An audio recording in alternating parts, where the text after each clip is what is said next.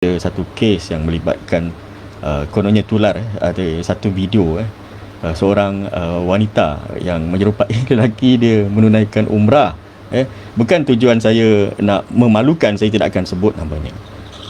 Tapi cara kita nak menangani, cara kita nak menyelesaikan isu ini, di mana kita berbeza dengan pihak yang mungkin di sebelah sana itu, yang mana mungkin menunggang isu-isu ini. Kalau saya masih ingat dulu ketika isu sajat contohnya kan, isu sajat tu ditunggang habis-habisan sehingga dikaitkan dengan doktor difitnah dan sebagainya. Kononnya kita ni adalah golongan yang menyokong LGBT dan sebagainya, sehingga menimbulkan rasa ketidakpuashatian di kalangan khususnya rakyat Malaysia yang beragama Islam ini, sehingga doktor menerima pelbagai ancaman akibat daripada naratif yang sebegitu. Cuma itu perkara yang dilakukan oleh mereka, tetapi dalam keadaan ketika mereka sudah menjadi kerajaan, hari ini timbul pula isu yang macam tu. Tapi mungkin ada agak ya lebih teruk kalau sajat itu dia tutup juga tubuh badan dia, sebab dia dah menyerupai wanita dan dia dah ada bonjolan-bonjolan yang tidak sepatutnya dilihat ataupun didedahkan dan sebagainya, dan maka dia menutup tubuh badannya. Tapi yang ini pula dia sebenarnya wanita, tapi dia dia berpakaian seperti lelaki dan nampak dia punya aurat dan sebagainya.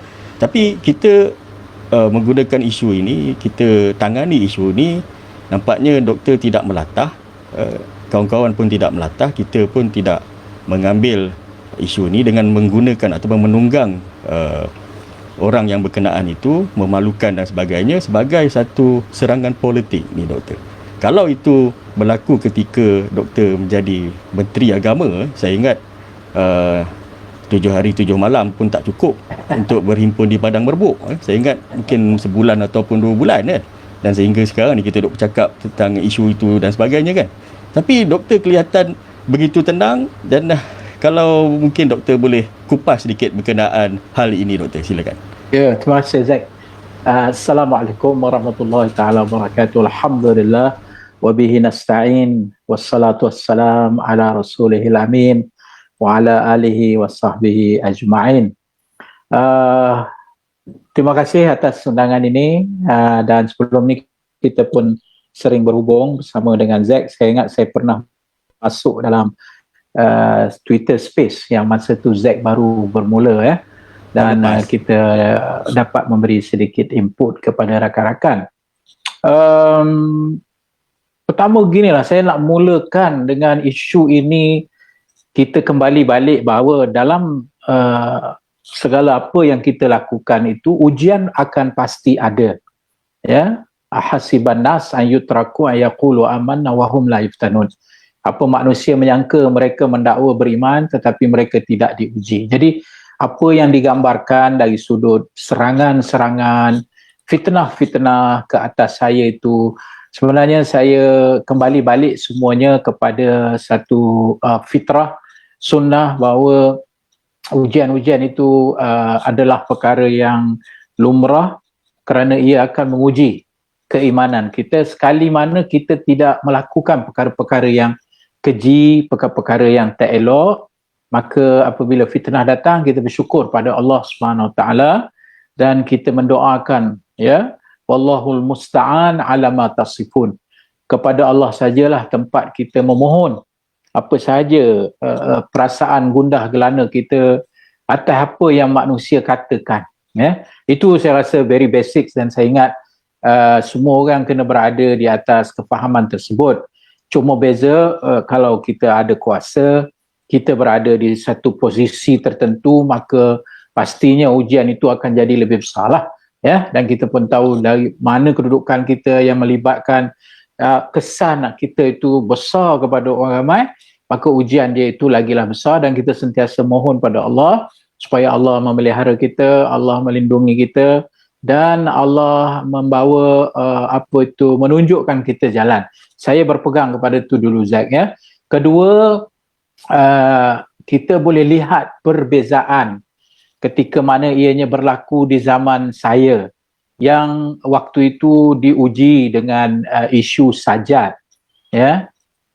Maka yang menjadi masalah dalam masyarakat kita, khususnya golongan yang tadi dengan tepat disebut oleh Zack penunggang, ya, penunggang agama dan kaum ni, ya, mereka mengheret isu itu secara selektif, ya, secara selektif sebagai bahan sebenarnya untuk character assassination, untuk menyerang karakter peribadi seorang yang bernama Mujahid, seorang menteri agama daripada Pakatan Harapan, ya. Kemudian diheret juga tujuan utama mereka dalam membawa isu-isu ini ialah nak membuktikan satu motif politik sebenarnya. Apa motif politik itu? Motif politik itu ialah untuk menyatakan Pakatan Harapan tak boleh nak jadi kerajaan kerana mereka lah Sajat berani buat itu, Sajat berani buat ini, dan paling menggemparkan orang ramai ialah Sajat pergi ke Mekah dalam keadaan bertudung, dan ini satu benda yang dianggap menghina agama. Dan akhirnya semua naratif tadi, ya, diambil dia punya rumusan, ini sebab Pakatan Harapan lah maka jadi semua ini.